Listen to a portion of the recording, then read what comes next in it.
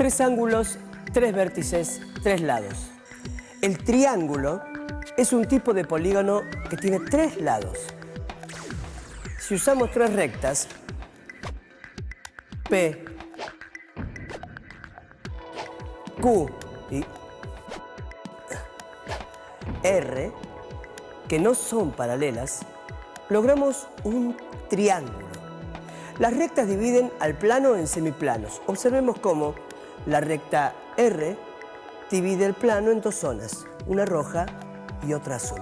La recta P divide en otras dos, una verde y una amarilla. Y con la recta Q agregamos una zona celeste y otra violeta. Los puntos del plano pintados con los tres colores azul, verde y celeste pertenecen al triángulo.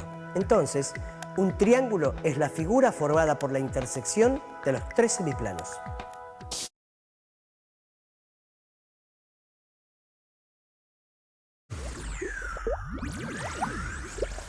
Podemos clasificar triángulos tomando en cuenta sus lados.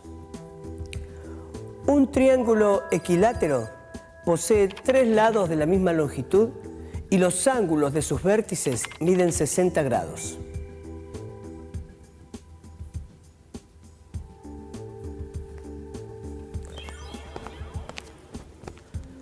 Un triángulo isósceles tiene dos lados iguales.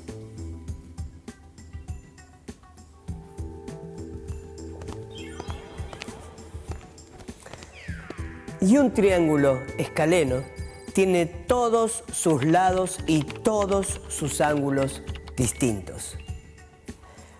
Pero los triángulos también se clasifican según las medidas de sus ángulos.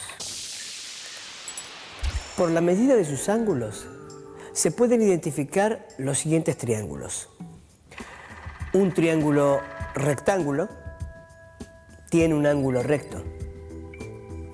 A los dos lados que forman un ángulo recto se los llama catetos y al lado restante hipotenusa.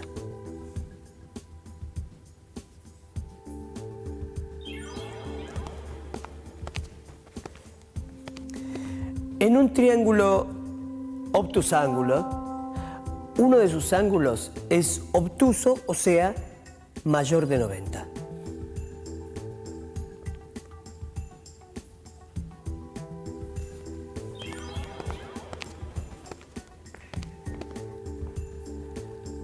Un triángulo acutángulo es aquel cuyos tres ángulos son agudos. En particular, el triángulo equilátero es un ejemplo de triángulo acutángulo. Y un triángulo oblicuángulo es el que no tiene ningún ángulo interior recto.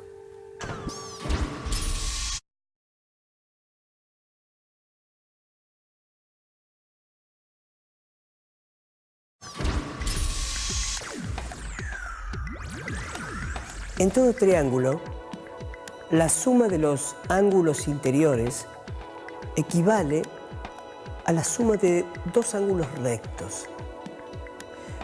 Pero analicemos esta afirmación.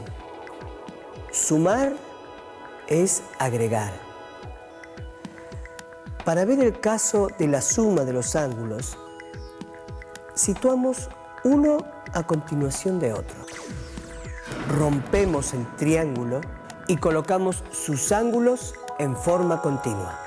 Para graficar la suma de dos ángulos rectos, lo más claro es colocar uno a continuación del otro. Un recurso experimental sencillo permite ver cómo se cumple esta propiedad en los ángulos de un triángulo. Hacemos coincidir un lápiz con un lado de cualquier triángulo. Lo desplazamos hasta que la punta llegue al vértice. Con la punta en el vértice, giramos el lápiz sobre el ángulo interior hasta que quede en la dirección del otro lado. Giramos como antes, hasta el lado del cual partimos. Al terminar todos los desplazamientos, el lápiz giró media vuelta. La punta que estaba orientada hacia la derecha al finalizar el recorrido, está orientada hacia la izquierda. Entonces, comprendemos que en cualquier triángulo, la suma de los ángulos interiores equivale a la suma de dos ángulos rectos.